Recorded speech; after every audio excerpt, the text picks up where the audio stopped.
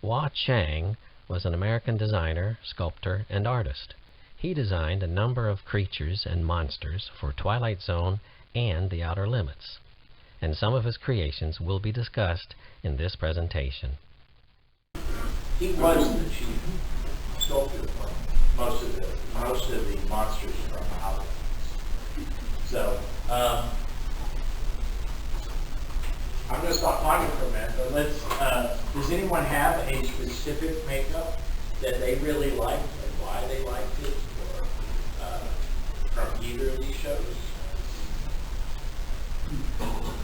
That's a member. I mean, obviously that one, everybody knows. The gremlin on the wing of the plane. You can see that, you know, these are cousins. It's so obvious that the same person made it. So this one, and that one I sculpted. This one I did not. This was actually a trick or treat mask. Eric Labati did it. And their masks are kind of, and it was on eBay, and I saw it. It was painted green or something, and it had spots on it. The kid just went wild on it. I thought, I can pick it up. It was cheap, and I just repainted it. It's a pretty good sculpture, but you have to reinforce. Those masks are so flimsy, you know. But it is surprising. A lot of masks that you find like that of these characters. There's one of the Hanneman. There's they have one of the real ones. That the hair is atrocious. But those of you that are makers yourselves and creative, you might consider taking one of these and just working it over to make it interesting. Like if you're not a sculptor, but you're decent at painting, you're decent at fabricating a little bit, you know, you might want to try just one of these things, just to kind of experience what that's like. The hardest thing is trying to figure out what color are they with these things. Because it's black and white, you always, we know that it's black and white, but if someone asks you, what color do you think Richard Steele was? Like, I would have never thought the character was that color.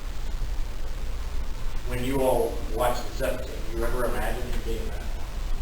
I always thought he was more of a purplish red for some reason, but he's not. And there again, who knows what color they were. There are a few. Have any of you ever seen the color photos from that limit? Some of the promo stuff that they did, and you see the real colors of it. Really, that's what it was. But again, it's made for black and white. So it's like you look at that gremlin, you know, that it needs to look at black and white. Yeah. You mentioned for this mask that you bought off eBay, when you modded it, you made additions to it. Is it the original? That's just, I did not change the sculpture, I just repainted it. I was surprised, because I tried it, you know, I just took it out to the shop, put some paint on it, and I was like, this looks, you know, it's like later, if any of you come to Steve's talk about doing the big Cooper masks, they were all so garish, you know, when they were made. But the sculptures are pretty darn good. And the same thing with his. He's a good sculptor. I've seen his other stuff that he's done. Really good sculpture. So, you know, but these masks are made cheap and flimsy and stuff like that. They don't always show off the makeup in his best light. Let's start with Outer Limits. Who has a memory of a monster from Outer Limits that you all really like? It's just memorable to you. David McCall. Six Fingers. Yeah, that's Yeah, that's it. How he slowly changed. It was pretty good. The storyline was good. Yeah, for the longest time, this was probably the makeup that everybody knew. This makeup was John Chambers. Yeah. This was not Hua Chang and Project Emma. So John Chambers, most people know for what? Planet of the Apes. Planet of the Apes. He was the one that developed all the ape makeups. And then, you know, other stuff too. But the apes is really what he's best known for. He was a good prosthetic guy. He started he was a war veteran like everybody was at that period. But he did facial reconstruction for wounded soldiers. And he continued that a long time. And if any of you have seen the movie Argo, Yeah.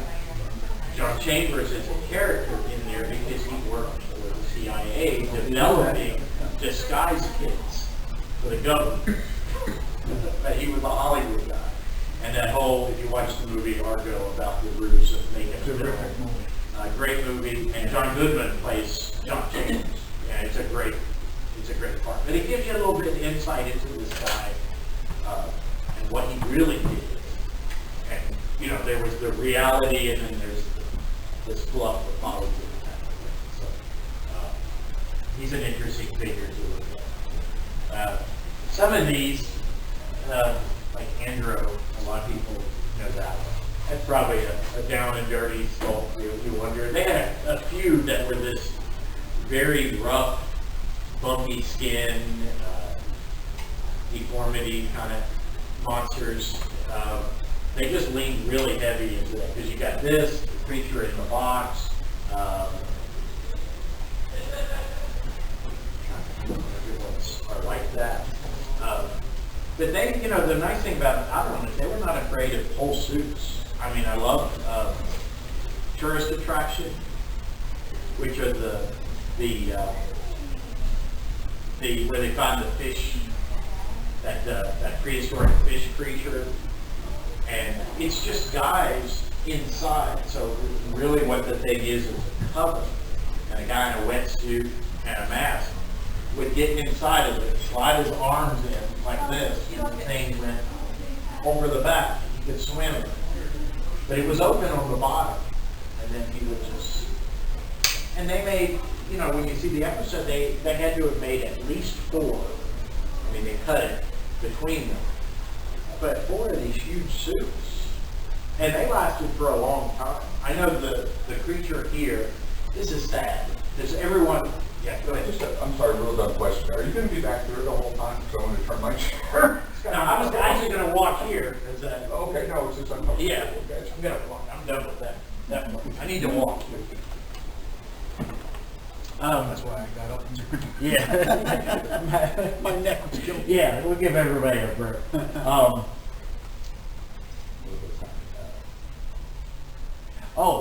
This is just a sidebar about this. Everyone knows who Forey Ackerman was. Okay. And you know, for years, he would open his house, and you could just go there. So I had the good fortune, the original Acker Mansion, the big one that was up above the Hollywood side, to go there. And unbeknownst, my first Outer Limits episode, where I grew up in West Virginia, we never had it. I mean, I knew about it, but we never had it. So I never saw an episode until 78, the first convention I ever went to, 78, and then I was hooked, you know, after that. But it was like, you know, coming here and going in the screening room and catching an episode and go, wow, finally I get to see one. And it's everything that I hoped it would be. But then you start wondering, you know, what happened to all the props? There's a few out there. Like there's a Xanthi from Outer Limits that survived. One of them. The skin crumbled, but it's there. The Invisibles, which usually I have here, which was that little crab-like creature that it was a parasite that they put on people's backs to control them. I made one of those, and it was here, but he's gone. And that survived, and some other stuff survived. But this creature back here in Ackerman, he had so much stuff, and he was very open. Like when we went there, we basically got, you know, he was, I'm getting ready for a show, y'all can walk around. Well, you know, there's people like me that are reverent about this, and then there's people that stole over the years. But also, Forey himself was a pack rat. That's where all of us that collect things, we think in terms of layers of stuff, we can blame him for that. But because of being a hoarder, some of this stuff stuffed up under the, in the California heat and stuff, literally stuffed up under the edge of the crawl space. One of them was that big. The full suit, just stuffed up. I mean, I could have, my little young self, if I knew what that was, I don't know. And ran with it. But it was already crumbling. It was just, it's a pity that that stuff happened. But it was never made to last beyond that. If they were happy that it lasted a week of shooting, and then who cared? I know everyone's seen War of the Worlds, the original George Powell War of the Worlds. That Martian basically was held together by a prayer, and then they were scared to death. When they first encountered him, and he's scared, they literally yanked it, and they thought it would fall apart. That it was just made that cheaply because it just needed to last a couple shots, and then they probably went in the garbage. So any of the stuff that you ever see, but creatives, that's one of the joys of doing this, is it allows you to see what it really looked like to some degree, and researching these guys is like, I taught high school for 23 years, so I was an art teacher, so everything's, you gotta push the art history and all that, but this is art history.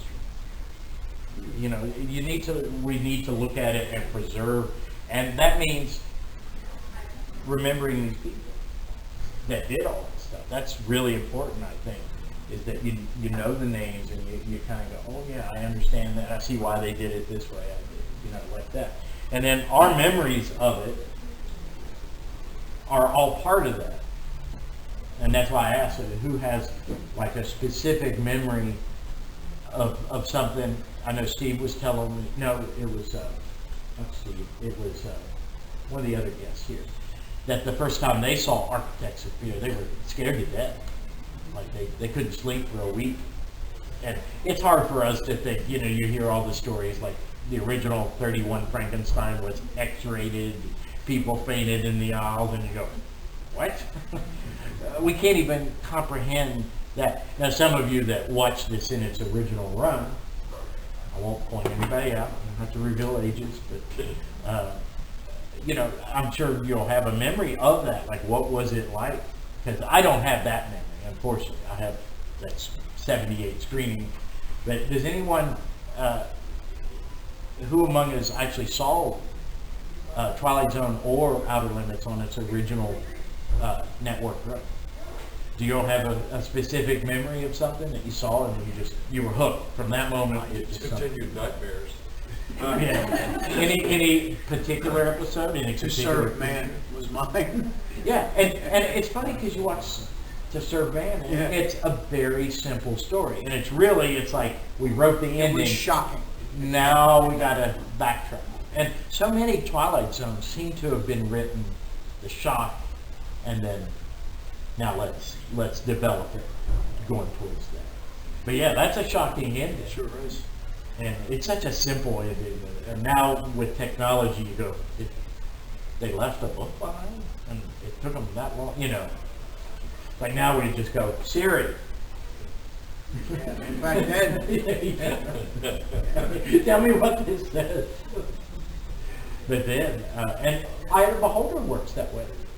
You watch it now, if you know the ending, you go, you can see how calculated it is with the camera shots and everything. But it worked, and it worked so well. Have any of you seen the remake?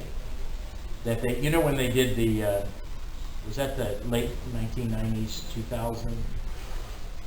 It was 2000, where they did the Twilight Zone reboot, and they remade Eye of the Beholder, and they remade it like they used the original script and everything. Just doesn't hold. Nothing remade comes close. That's fine. But it's Some are all right, but it doesn't really work in color. That's a big thing, and I don't think people understand that. And unfortunately, for younger generations, sometimes they won't even take the chance on black and white. I know my own fiance doesn't enjoy watching black and Well, one of the things with black and white was the lighting. white. Oh yeah. The use of lighting back then was just unbelievable. The shadows. Oh, they're cinematographers. Yeah, you it know. was impeccable. And I worked on a Star Trek fan film as an actor, not as a but and our cinematographer for some of the episodes was a guy that worked with Jerry Finnerman, who most people know from Star Trek. So he's, you know, those colored gels and that beautiful eye light and the soft focus for all women, and you know, and he came up through. He did some Outer Limits, I think, and he did some Twilight Zone too. And you can see, you know, that definitely. But yeah, that episode, I watched it. I was like trying to figure out why it's beat for beat like the original, but why doesn't it work?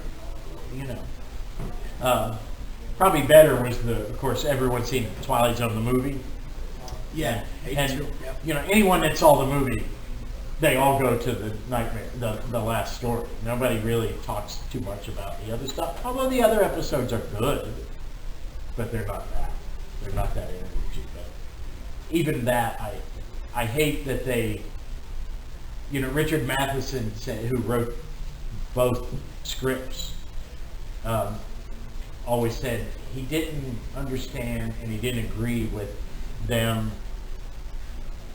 You know, the original works because you have a person who had a mental breakdown on an airplane. Now he's taking his first flight, so you're not quite sure. Is he having another mental breakdown? Is he cured? You know, that's the great thing about the way that episode is written and put together. And you know it's slowly going to build, and he's going to do something that he probably shouldn't do. The John Lithgow thing, remember, it starts with him in the bathroom, just already unhinged. You know, a fear of flying kind of thing. So where does he go? And they said, when you start at 10 and have to go to 15, you know, you're asking the audience, jump in at 10 and let's go. It doesn't work that way, you know. And that's my only downside to that episode. Because the rest of it, and definitely the gremlin, we didn't, you know, we got something better than the teddy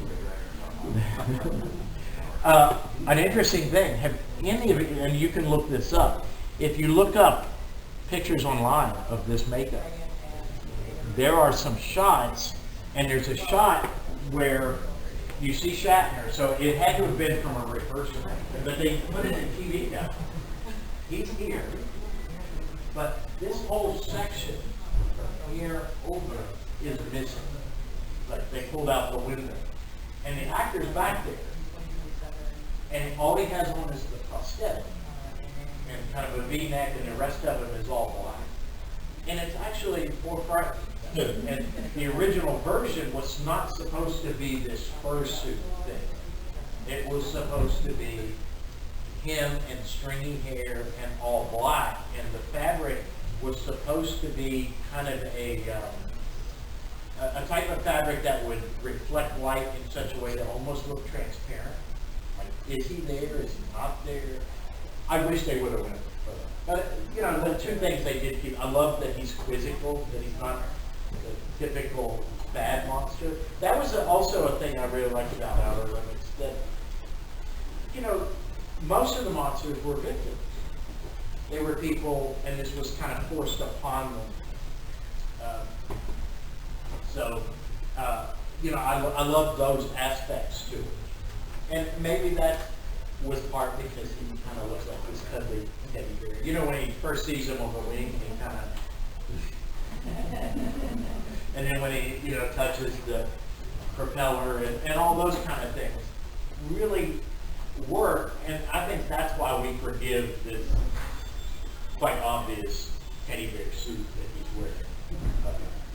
And you can dismiss it and go, I'm into the episode now. Now I really am into the story like that. Same thing, you can kick in any time, Bruce. We're talking about Twilight Zone now. Well, we're going back. That's my second. Richard, you want to go ahead and introduce yourself. My name is What do Richard you do? Nova. I was a television writer, and then I smartened up and went to print.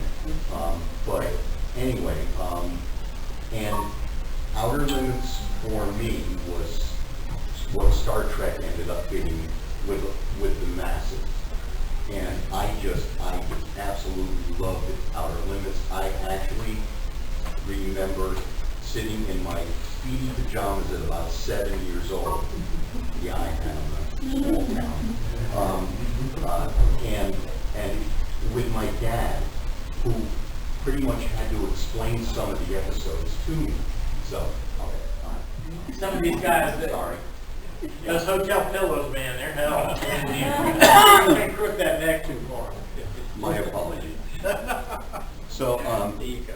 anyway, so it was, I was a huge fan of the Outer Limits, and I remember I was fortunate enough to talk to Harlan Ellison and James Doohan on the same stage in New York, and I stood up, and this was at Star Trek convention, of course, and I said, I have a question about the Outer Limits. And you could hear grumbling in the background, and I figured they were gonna just string me up. I mean, it was just one of those deals where, and Harlan, thank goodness, said, hey, shut the F up, the kid's got a question. And they both jokingly said, which I thought it was interesting that they both realized it, that we liked the second season a lot better than the first. And it's because James Doohan's episode and Harlan's 2 episodes for the Outer Limits were both in the second season, which people dismissed. And it's like, you know, if you dismiss that, you're truly not a fan of the show. I mean, I understand the import of the first season, but there's some tremendous stuff in the second season which should not be overlooked. Oh, no. Does anyone know the Harlan Ellison episode? Who knows the titles of that? Soldier or? Demon with a Glass Hand, Soldier. Soldier, yes, Soldier. And Soldier was from his story Soldier of the Future. And if you notice the slight resemblance to Terminator, it's because he successfully sued Terminator for stealing his idea, and he actually had his name inserted into the end credits of the video release. They said they couldn't do it for future theatrical releases, and he said, we'll see about that. You don't mess with Harlan Ellison. No. I considered him friendly to me, and he still scared the hell out of me. So, Well, there's another episode that resembles a big movie. It's Predator. yeah. Who knows what episode that was? There are elements of Predator in that episode. And you're speaking of fun and games. Fun and Games. Yeah. Which Yeah. they got the alien with the boomerang. And And also that makeup ends up in Star Trek. absolutely. In the cage, which they later incorporated into the menagerie, but Captain Pike is strangling the Telosian, which was a Wachang makeup, by the way, and it changes into this bearish, whatever thing it was, and that's that one. And if memory serves me, Simon Oakland in the amusement park one, that made it in with a Yes. beak. Made Yeah, it into that's to a Star Trek episode. that's in the cage too. He's in one of the Right, other right, cages, yeah. and then he's also in Squire Guns. I think he's in one of the Yeah. alcoves that you see. reading Yeah. that sort of thing. Yeah, so they would just rent. So it's interesting how Outer Limits and Star Trek go like this. There's so much crossover. Of course, a lot of the actors. I know, I read something, is it The Encounter, the one that Leonard Nimoy's in? That they didn't show for a while? Is that, no, what is that one? Where he's the soldier? Yeah. And, Encounter is the one with George Takei, right? Outer Limits, he's in iRobot and Production in Decay Strange. That's Strange right. Hearts. Yeah. Which, by the way, that's from the learning curve. Production in Decay Strange Hearts. Yeah, don't go to school saying. Yeah, no. Pretty much So- take you out. Anybody else? Let's hear just a memory, or like theirs. You had one. Yours was to serve man. Yes. Yours was just That getting episode, across nightmares. I kept thinking about that episode days after I saw it. I was young. So, Absolutely. So,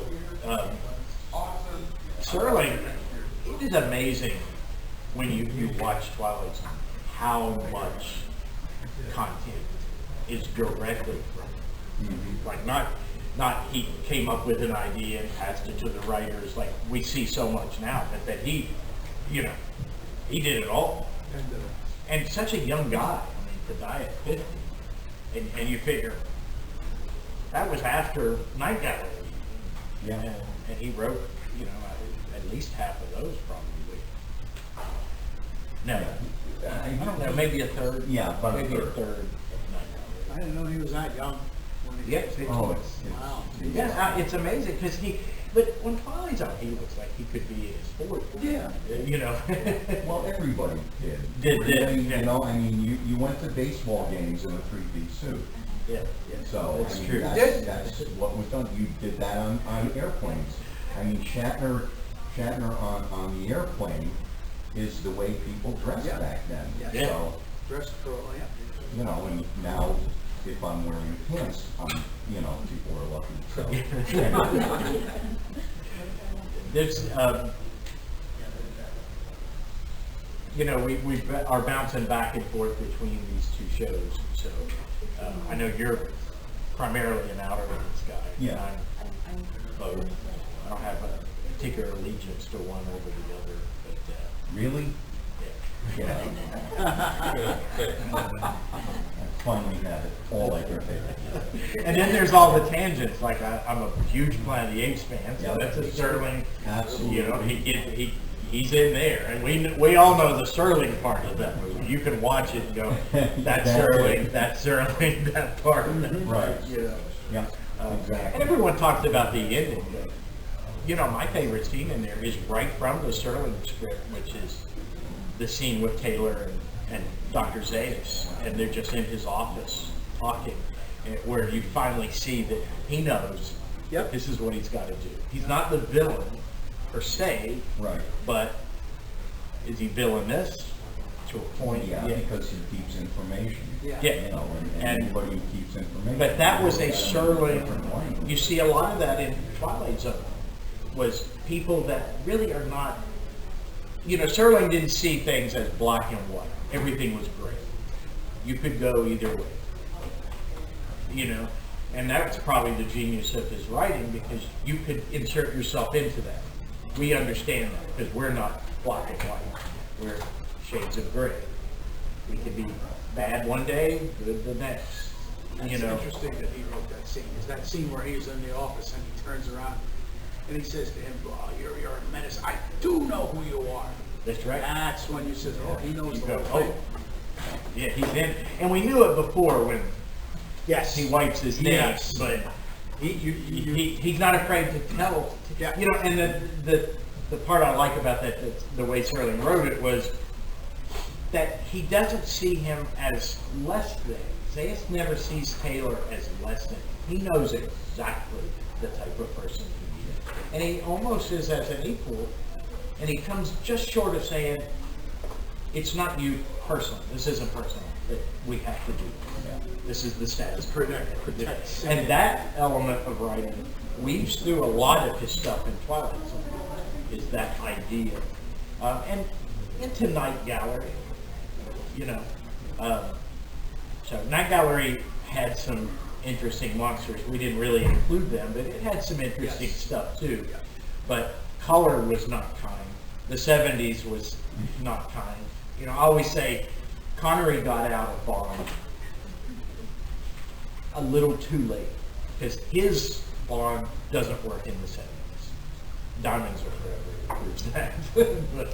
but you know, and I think color didn't work well with Night Gallery. I always imagine Night Gallery in black and white. I wonder what that would be. I wonder how that would play.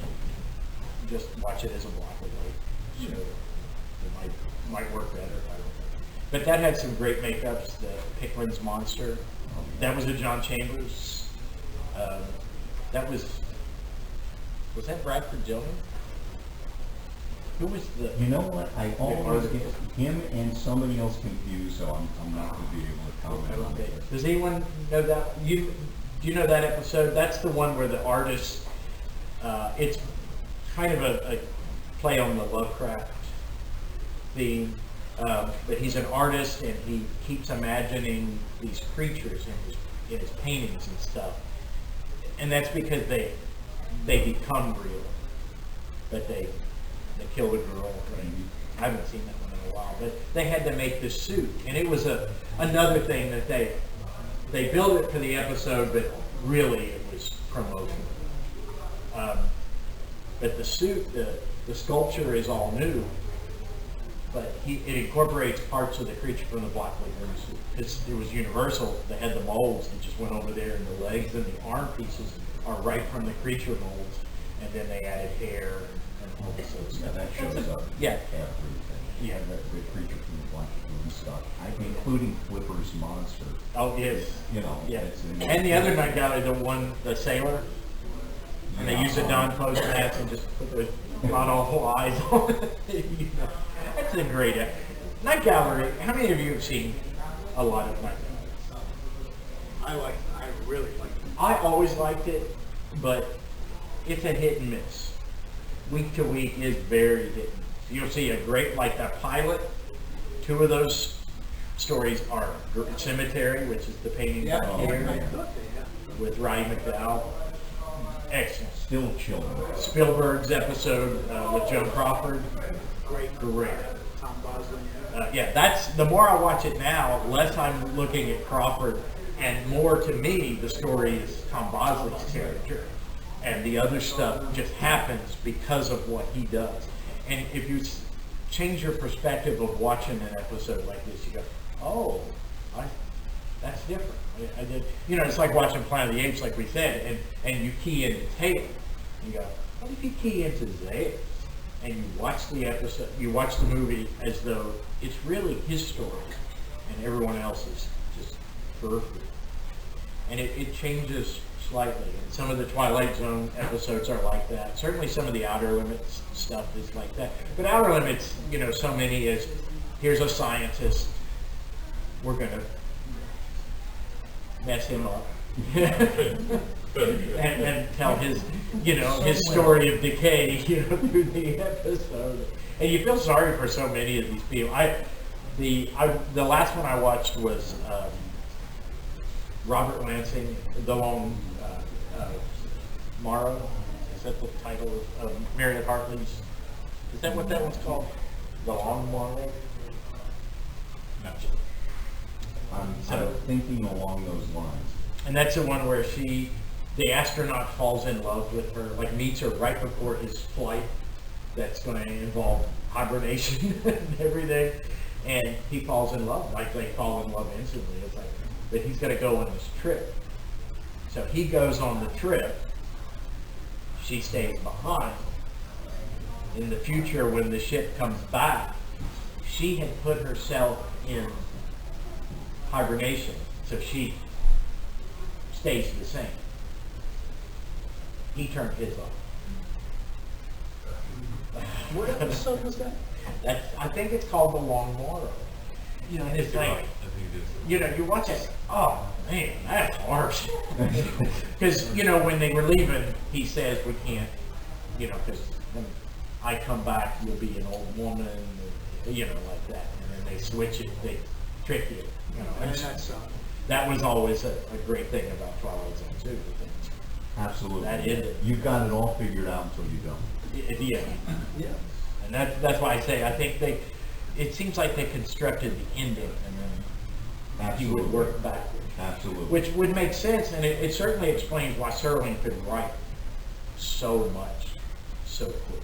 And Everybody coming up with that idea. napkins, paper towels. I mean, he wrote on I don't think he actually ever had the first draft of an outline on line paper. I mean, I really don't, because he would get ideas and he would just start. Oh, you have to get it. Whatever. I mean, anybody that's creative, when it hits you, whatever you can write on your hand, Yeah, because if you think you're going to remember it later, You know. you don't, ever. And that's when you feel amazingly old. Of course, they were dictaphone. How many of you remember that? Yeah. You know, just talking into it, Into recording. porn, in essence. Yeah, and recording it for later. So he did a lot of that. Yeah. And, the Outer Limits was Joseph Stefano. You might know from Psycho, and Yeah. you know, he was. And the same thing. He was, you know, and all those people, you know, Robert Bloch, Matheson, who else was a big? Jerry Soule. Well, with Twilight Zone, it was Beaumont. It was Well, Beaumont. I was thinking Outer Limits. Outer Limits. Specifically Outer was- Limits. Yeah. Who were the other writers? Well, that's the thing. He didn't Yeah, have Carter. the, Yeah. he didn't have the kind of stable that Serling had. You Yeah. know, he didn't have that group. So yeah, there were actually, you were more likely to see repeat names in the acting, or you know, Robert Culp and Oh. people like that who did multiple episodes. Yet the writers and even the directors to a point, Oh, yeah. there weren't constant name changes. I mean, I'm sorry, there were constant, there weren't constant name similarities. There wasn't anything you'd say, oh yeah, I've seen he did Bolero Shield or whatever. Yeah. So, Oh, I love that epic. How many of you Oh. know that Bolero Shield with Sally Kellerman? Always. but we're I doing think tomato with Bolero, okay, I got it. the Bioprostate. Yeah, That guy, John Hoyt. yeah. Who, by the way, was what, 114 when he put that makeup on? It was like, He was. I mean, John Hoyt He'd been, was well, he always was into the old. Star Trek pop. Yeah, he was always old. Yeah. Just one of those guys. You Well, know. certainly never looked young. Right. I mean, right. he entered life. I think he came out of the womb at 40. It was like, just, you know, like Wilford. Someone said Wilford Brimley was 49 when he did Cocoon, and he was supposed to be the same age as Don Amici, who was in his 80s. Right. And it's like, but these guys look like they're the same age. Exactly. You know, I think Wilford Brimley, they just propped him up half the time. But Bolero Shield, I know Anthony had at one time, they tried to get Sally Kellerman as a dancer. I think it was just too much money or something. I really wish they could have gotten someone like that. You know, of course, Martin Landau's in there. And of the people like us who are fans of the Outer Limits, there are not the kind of stable of people who remember everything, like with Star Trek. So you have people like Gary Durrani, who did Fantastic Television, which basically is a list Oh, book, yes. an Yep. episode list book. But you never had that when you were a kid. So you could pore over the titles, and it was remarkable. These books that came out, and I was lucky enough to work with Gary. Gary was the guy at Topps Trading Cards who did all the West Coast stuff. So when Alf was big, and they were going to do 2 runs of Alf cards, I was writing all the words. I was writing all the copy on those cards, and so I was talking to Len Brown, who was the guy who wrote the copy or the Outer Limits cards. that Yeah, came how many out. kids thought those were the episodes? Right, On and those cards? they weren't Or the allowed- stories. 'cause Yeah, the- they weren't allowed the scripts. Yeah, the writing At isn't times. anything. So, They just made so stuff they, up. they had to make stuff up from the pictures that they got. And, so anyway, Len Brown was the guy, and he was the one handling me in New York. So I was thrilled to meet him, and then he says, but I'm gonna pass you over to the West Coast guy. I said, okay, great. He said, I don't know if you know him, but his name's Gary Gerani, and I'm like, the guy who wrote Fantastic Television? Yeah. Yeah, I know him. So I got to meet two people who I thought were giants, and Gary and I remain friends to this day. And unfortunately, what happens is you do have a few people who know their stuff as far as Outer Limits goes, but they had nothing to do with the show. And that's the unfortunate thing is there are not. I've talked to Anthony numerous times about doing Outer Limits themes, and in fact, the Serling celebration was supposed to be Serling and then Outer Limits also, and unfortunately there just aren't that many guests from the Outer Limits who are still around. Or Certainly not men. I mean, Yeah. you notice every year with our guest list, it tends to be women. Yeah, because they live right. But then you watch the show and everyone's smoking, so Right, it's not. yeah. Everybody's No wonder they're not with us. Smoking and Look at drinking. Serling. Every time you see me, I'm 3 saying, packs a day. Yeah. Yeah. Forget it. 3 packs. No wonder he did at 50. Yeah. But he died of a heart attack. Yeah. Well, Yeah. that's smoking, at least. But that was, that had to key into it. Yeah. And he was one of the main reasons why in 1989 I quit an 83 cigarette a day habit. And never looked back on it. I thought, you know what, this is not gonna end well. And I was adopting a kid, so it was like, yeah, I'm gonna be a father, I'm gonna stop drinking, I'm gonna stop smoking cigarettes and anything else. 2002, I stopped. And- And now I can't stand the smell of it. Yeah. I smoked for 20 years. But someone was talking about, Reform it's gone smokers are the away. worst. Well, with Serling, I mean, he was a big smoker anyway. And anyone that came, that era, I think, coming from the military, they were hooked. Oh, yeah. Absolutely. He couldn't give it up. But the show, the key sponsor, remember, was a cigarette Yeah. company. So him smoking on screen is because of that. It's not really just because he was a smoker and couldn't stop smoking for these inserts, but and that's why everyone smokes in the show too. Yeah. Because you watch Outer Limits, you go, well, there's people smoking, but not everybody. I mean, you watch Twilight Zone, the hospital, they're all smoking, yeah, all the doctors absolutely. are smoking, Absolutely. and all of that. So Yeah, because they're smoother on the draw, That's- it's that kind of thing. It's like, good for your throat. and he did commercials. Yeah. Quite a few. I mean, but Serling was just such a unique voice, and you hate the idea that that voice was silenced so young, because you think, what else could he? I mean, Night Gallery was kind of hit and miss because he wasn't in control of it. He was just a host and wrote some episodes.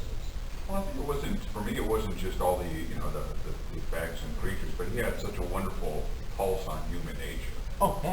Of how people react, There's humor that runs through these episodes, but it's a sly humor.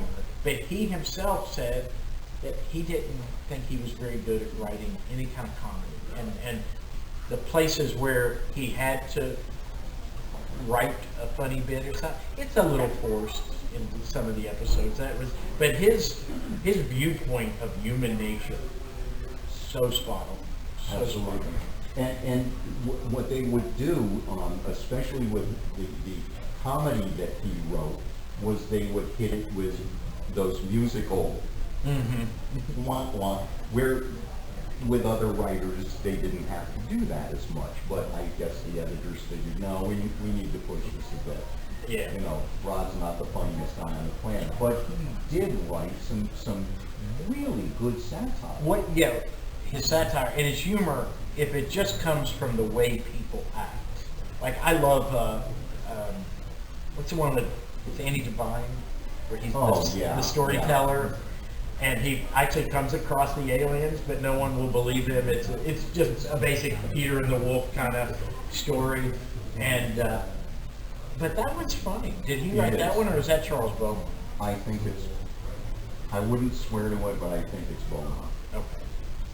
I'm not 100% sure. But again, he had a kind of stable with Twilight Zone that was, they could write anything, you know. Now, in that, since we're talking about the makeup and stuff, they would tie, you know, I always thought the way they aligned the creature designs with the story. It wasn't like they just, you know, always harp on Star Trek Next Generation for this, but sometimes the makeups they design, I just, and I love Michael Westmore, but sometimes they just didn't match the content of the episode in this. You know what I mean? And I always thought that Twilight Zone and Outer Limits even more so did a really good job of going, this is what we need to tell this story. He needs to look this grotesque. He needs to, you know. Yeah. Or like the David McCallum one. It's that typical from that period, you know, big head thing. But he never loses his humanity. And a big part of that is so many of those makeups are like a full prosthetic. So about this area is them, and this area is them. So that they had full range of their mouth. And you can, I mean, it's obvious. Yeah. You know, you can always tell on an episode the end of the day shots and then the first thing off in the morning shot. You don't see anything. And then probably as the day went on and they talked more, and after lunch, yeah, it's a lot worse. But like the interrogator, you know who that is, though. You look at that makeup and you look at that character, but you still see that actor in there. You could still see David McCallum in Six Finger. You could Absolutely. Now you can't see Robert Culp in where he takes a beer. Well, that's true. Yeah. There's none of him left. But Yeah. And the other thing is, I think that even when Outer Limits kind of phoned it in, like with Children in Spider County, yeah. still look at that masking thing. I'd buy that. Oh, I yeah. would absolutely own that mask. Well, you mentioned the cards. The genius of the card sets was it's a black and white show, but they use photos, but they hand colored all the photos with just wild colors. Yeah. And I think that captured the imagination of kids. Oh, that's a show I need to watch. And you know, unlike Twilight Zone really didn't have products out there to buy. You know, that I can't think of anything during the run of the show. No. I don't think they had one tie-in. They- Outer Limits was aimed at a certain level. So So they had puzzles, they had the puzzles, game, cards. the Twilight Zone game. There was a Twilight Zone board game, which had absolutely nothing to do with the show. Like all the board games from that period. Basically this. Yeah. They come back here, and there's 3 pieces, and you just move, roll the dice. But for that, you get to pay like $500 for it. So I mean, you know. That's the there you game go. I'm looking for. I'm not going to pay $500 for a board game. But, Yeah, well, but I do want that. some of us did. Yeah. Yeah, I paid a little more for my hour. That's a beautiful game. Yeah, that is. And those cards, have any of you ever seen that game? The cards are puzzle pieces put together and then all the monsters and color. That's a cool thing to see. And what you do with some of the monsters, especially from the Invisibles, for instance, Oh, yeah. you add color to a world that's black and white, and it still astounds me because, I mean, you could have gone the Tops route, the bubbles. Yeah. What was it? Bubbles? I can't remember, but Tops was so afraid of monsters on their cards that they actually put it under a different company name. Bubbles Incorporated, Yeah, something that's along right. those lines. And Well, especially after Architects of Fear and the network got all those angry letters about how shocking it was, and they're never going to let their kids watch this show, and then them cutting it, and then some channels not even showing it. Just drop that episode off the list of rotation. But years ago, with Monsterama, Clay used to be at the end of this hallway, and I never got there. So literally the first Sunday, or the Sunday, the last day of the convention, I went out to get some fresh air. So I just walked by this room, and all of a sudden I'm like, and I'm seeing Outer Limits stuff, and I'm like, and I walk in and I said, why wasn't I informed of this? Like someone would, Mr. Shulman, seriously, but I was just infuriated because I'm like, there's Outer Limits stuff here. This guy knows Outer Limits, and instantly I was like, yeah, we're going to know each other for sure. And it's fortunately culminated in allowing me to come in and spend some time with you. Well, Stefano's still alive. Yeah. At least I think he is. I don't know. He smoked too. No. He's probably. Especially this past 2 weeks. Yeah. Let's call him up and find out. This is. I think the Grim Reaper just stormed into Hollywood and said, "Yeah, Hulk Hogan gone, Right. Ozzy gone." You know, it was like 10 of them in 2 weeks. Yeah. all of We've gone from We 3 lost to 30. Jim Lovell, Yeah. 97. Who was? Do y'all know who Jim Lovell was? It was yeah, Tom Hanks played in Apollo 13. That's Jim Lovell. And they said, going into space is going to cut the life short. Well, they were wrong. Only 97. Poor guy.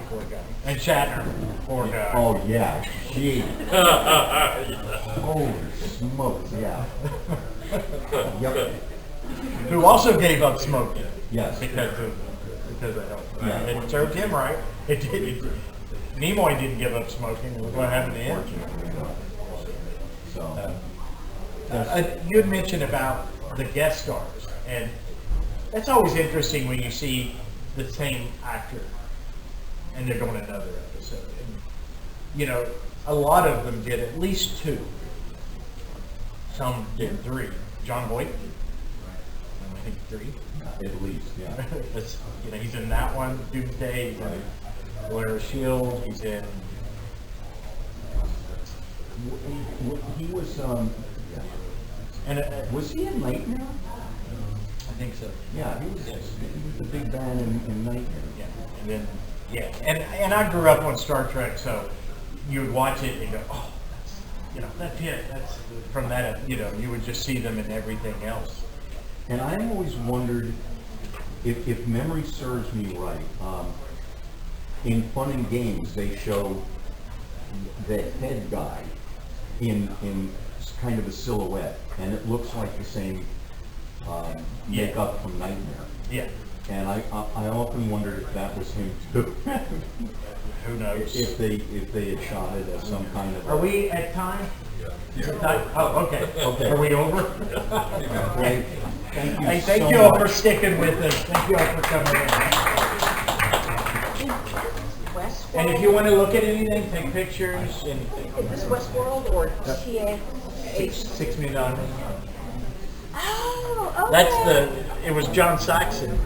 Ah, okay. He was Steve's friend that they had substituted to try to get this key to a nuclear device. And then Steve has to fight him, and he eventually knocked his face off, and used to see them. Oh, sure. Sorry. Stand here with Okay. all